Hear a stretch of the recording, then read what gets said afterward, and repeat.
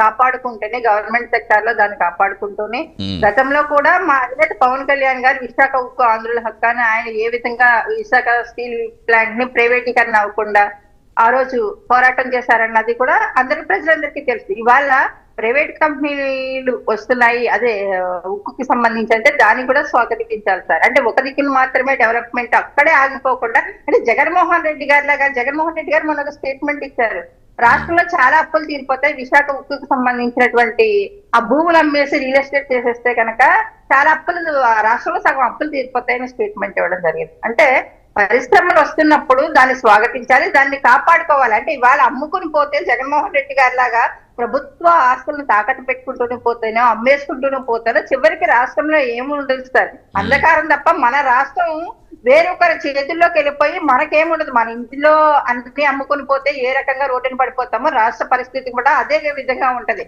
అంటే ఇలాంటి గనుడ 5 సంవత్సరాలు పరిపాలించాడు మమ్మల్ని అంటే కనుక ప్రజలు కూడా క్వశ్చన్ చేసుకుంటున్నటువంటి పరిస్థితి. ఇవాళ ప్రైవేటీకరణకి సంబంధించినంత వరకు ప్రైవేట్ సంస్థలు వస్తున్నప్పుడు కూడా స్వాగతించాలి సార్. అంటే ప్రత్యక్షంగా అన్నిట్లోని కూడా గవర్నమెంట్ ఎంప్లాయీని మాత్రమే నియమించలేము. ప్రతి చోట కూడా రిజర్వేషన్ అంశాలు కావచ్చు, చాలా ఉంటాయి. కానీ రిజర్వేషన్ ప్రక్రియలో ఉన్నటువంటి వ్యక్తులు మాత్రమే ఉపాధి అవకాశాలు కానీ ఉద్యోగాలు కానీ పొందితే మిగతా టాలెంటెడ్ పర్సన్స్ చాలా మంది ఉంటారు. వాళ్ళందరూ కూడా 80% మార్కులు తెచ్చుకునే వాళ్ళు ఉంటారు, 100కి 100 మార్కులు తెచ్చుకున్న వాళ్ళు కూడా చాలా మంది ఉంటారు. దాని వల్ల రిజర్వేషన్ వల్ల వాళ్ళు వెనకబడిపోయేటువంటి పరిస్థితి.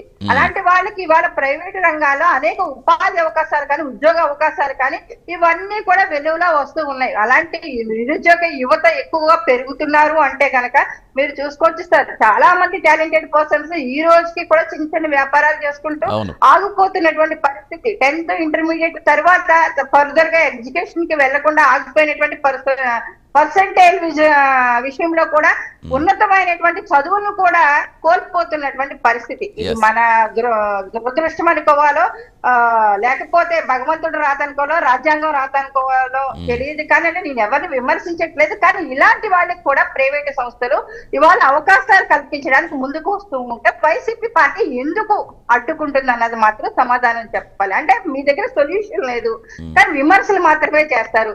గ్రామ వాలంటీర్లుగా చెప్పారు ఆల్రెడీ సోదరు, గ్రామ వాలంటీర్లుగా 5,000 రూపాయలకి మాత్రమే జగన్మోహన్ రెడ్డి గారే చెప్తారు. గ్రామ వాలంటీర్లు అనేవాళ్ళు స్వచ్ఛంద సేవకులు మాత్రమే, ఉద్యోగాలు కాదని. వీళ్ళు చూపించడంలో మాత్రం మళ్ళీ ఉద్యోగాలుగానే చూపిస్తుంటారు. వస్తున్నటువంటి ప్రభుత్వం చేస్తున్నటువంటి